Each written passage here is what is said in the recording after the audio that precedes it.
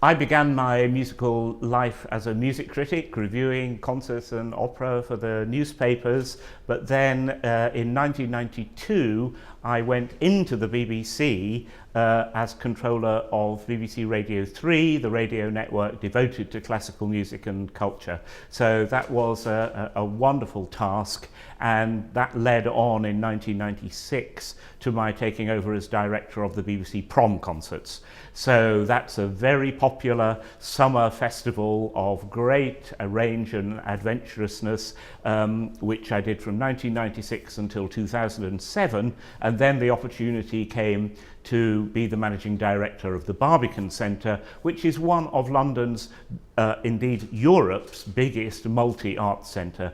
So in spite of the fact that I am a music person, the Barbican has music, theatre, dance, film, visual arts and a lot of commercial events. So it is a very important site in the City of London.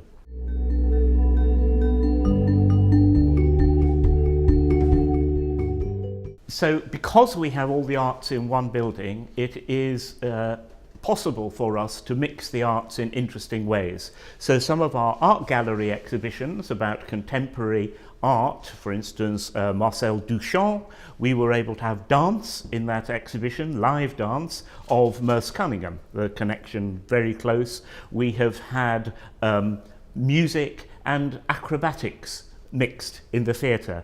We have had dance in an extraordinary installation called Rain Room, where the rain is pouring down in the room, but because of lasers you can move around the room and the dancers could move around the room without getting wet.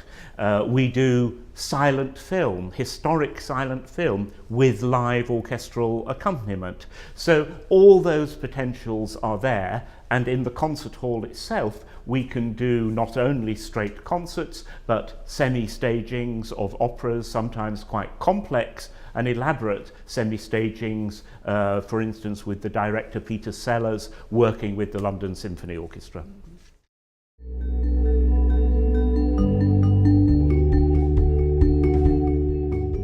We target everything that we do very carefully. We know what audience it is aimed at, but I think the most important thing in terms of the Barbican is that we have a very convincing brand which the public out there knows what to expect. It knows to expect distinctive, innovative, adventurous programming. And so, although different strands of the programme are targeted towards different audiences, I wouldn't say they are exclusively for those audiences. We hope that the audiences will mix and match. And for instance, they mix and match in our foyers.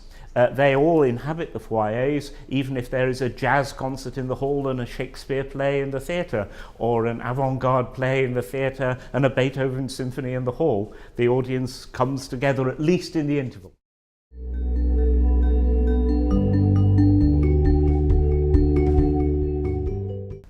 We've tried various different programming ideas to make what we do available and accessible to a young audience. So, for instance, we have a weekend. It's called Sound Unbound, and it consists of a lot of short concerts, 40 minutes, 45 minutes, at which people can come and go in and out. If they don't like it, they can leave. We hope they will stay, but they move around the building. They hear different ensembles in different situations, and that removes the fear from going to a big classical concert where people may not be quite sure how to behave, they're not quite sure how long it's going to last, they're not quite sure if they're going to like it. But if they come and hear a short classical concert and they get to like the orchestra that is performing, we hope then that they would come and encounter a whole work.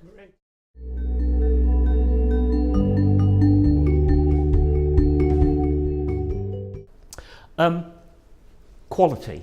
I think quality is absolutely important, that everything we do is based on a team of experts in each of the art forms, music, theatre, dance, cinema, visual arts, who are making the decisions about what is the best work to present to the public.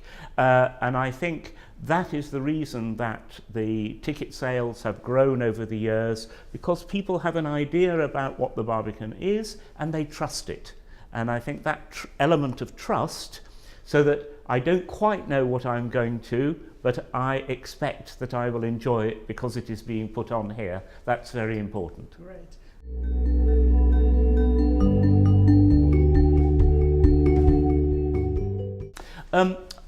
The main challenges are to ensure that a younger audience really feels at home at the Barbican.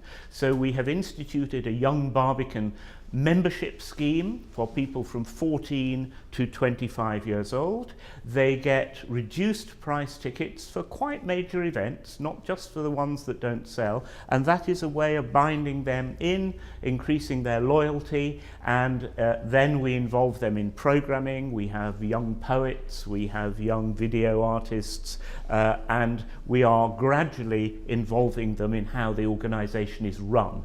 So that is one big challenge. The other big challenge is the building, because the building was not built when it opened in 1982 for the idea of the arts quite as we have it now. We want something that is much more open and welcoming, and that is why we are in the middle of a really major project to create a new centre for music in London, which would offer access and engagement and involvement to a whole new generation. That's a project really for the next 100 years.